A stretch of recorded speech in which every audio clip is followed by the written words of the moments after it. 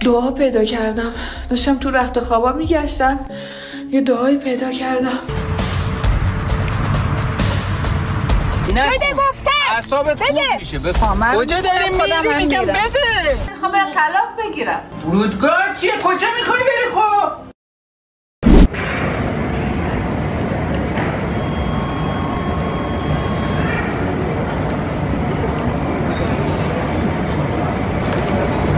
سلام بچه، بالاخره روز رفتنمون رسید.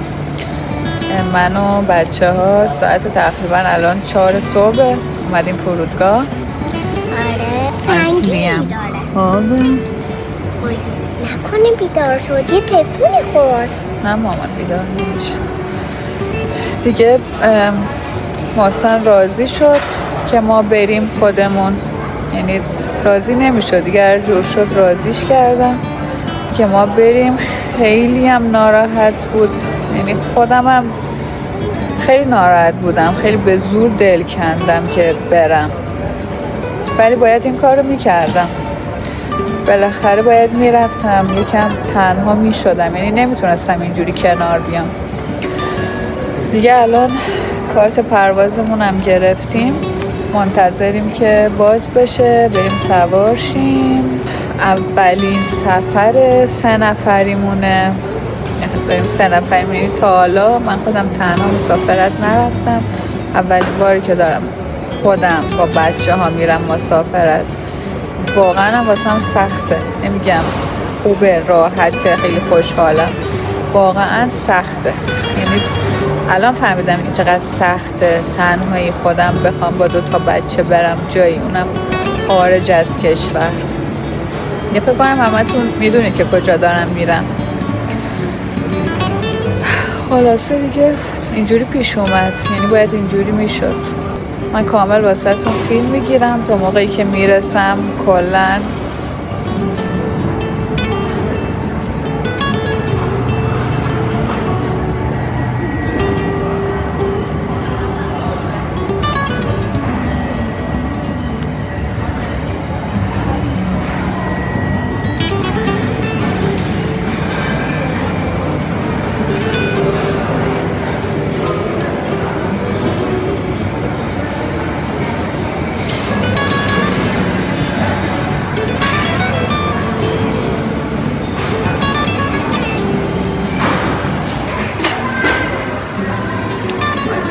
خوابه، از موقعی که اومدیم خوابه.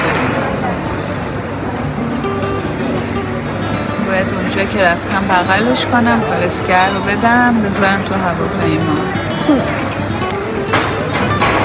الان اینجا هواپیما داره میاد، کم کم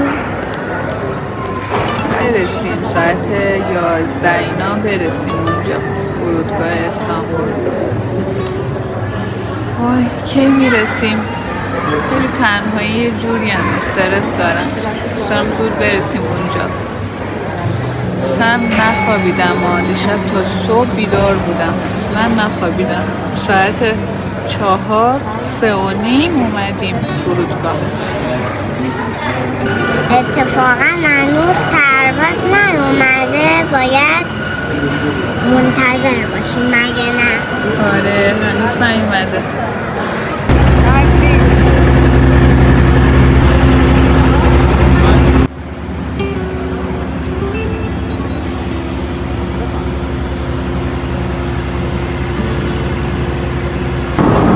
همش بچه تو فکر محسنم، نمیدونم چی کار میکنه الان.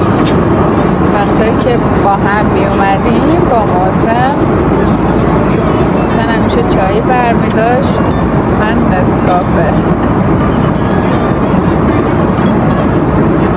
نمیخوام بگم مثلا دلم تنگ شده به این زودی، ولی دوست نداشتم همچین اتفاقی بیفته، اینجوری مثلا جدا من بیام. دوست داشتم مثلا همچین اتفاقی نیفتاده بود، با هم میومدیم، با هم میرفتیم مسافرت. اصلا باورم نمیشه همچین اتفاقی افتاده، من خودم تنهایی دارم میرم. نمیدونم چی شد که اینجوری شد یا همه چی به هم ریخت. واقعا اعصابم خورده، باشه اینجوری نشده بود.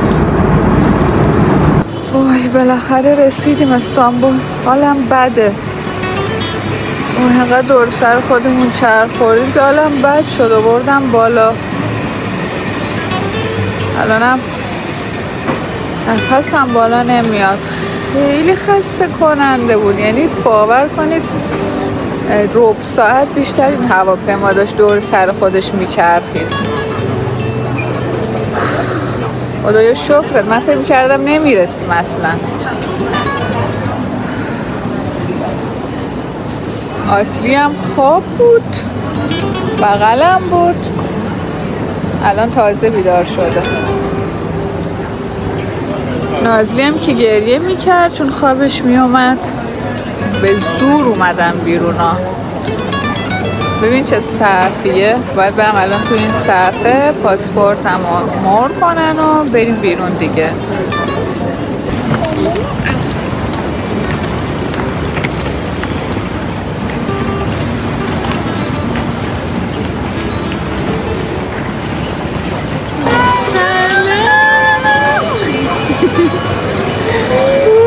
مردی بگه خاله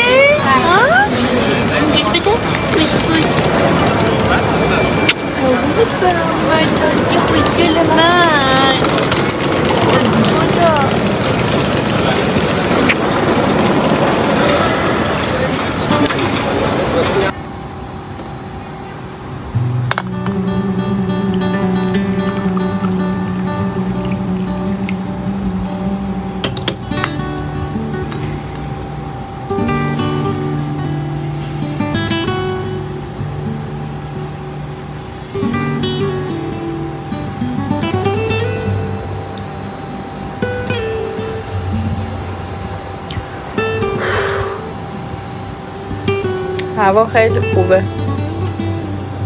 چایی میچسبه.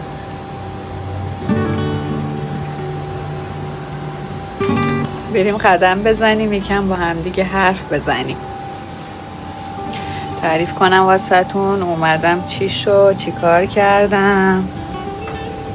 دیشب که بچه ها رسیدم اینقدر خسته بودم که اصلا خوابم برد، چون شب قبلش هم نخوابیده بودم.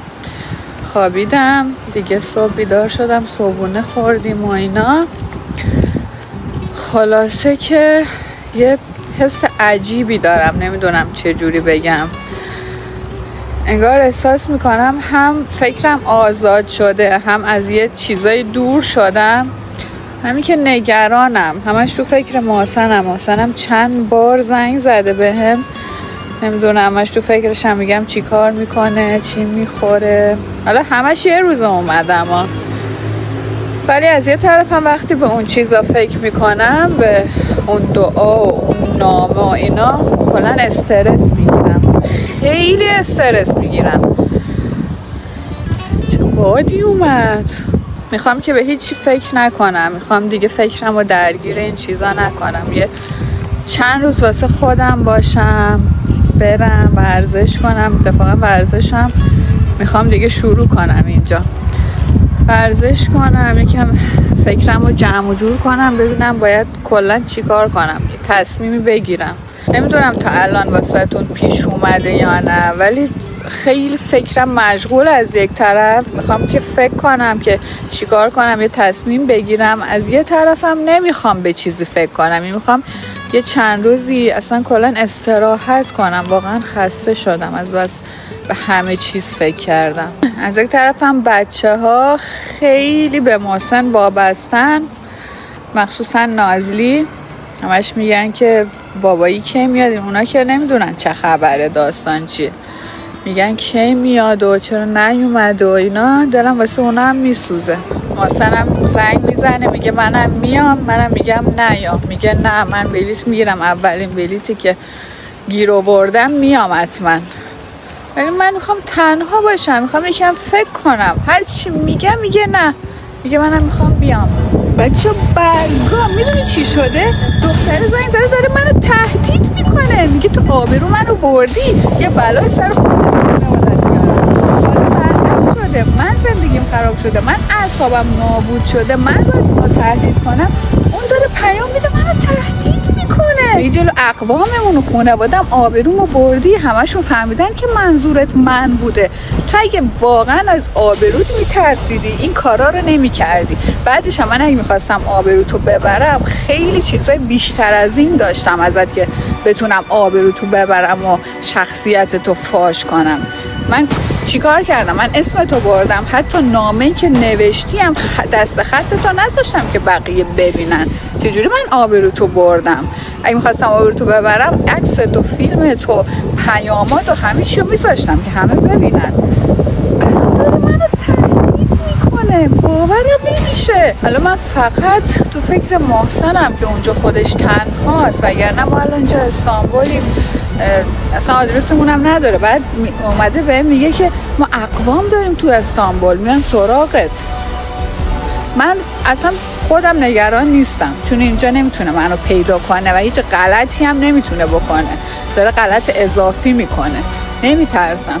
ولی اونجا خونمونو بلده. الان محسن تنهاست، من از اون میترسم که بهم میگه میدونم محسن خونه تنهاست، میدونم چی کار کنم. حسابم خورد شد.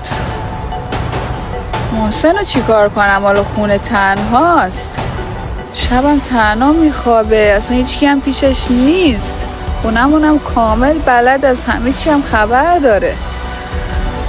چی کار کنم؟ ولی صبر کن، اگه منم میدونم باش چی کار کنم. حالا صبر کن ببینید چی کارش میکنم.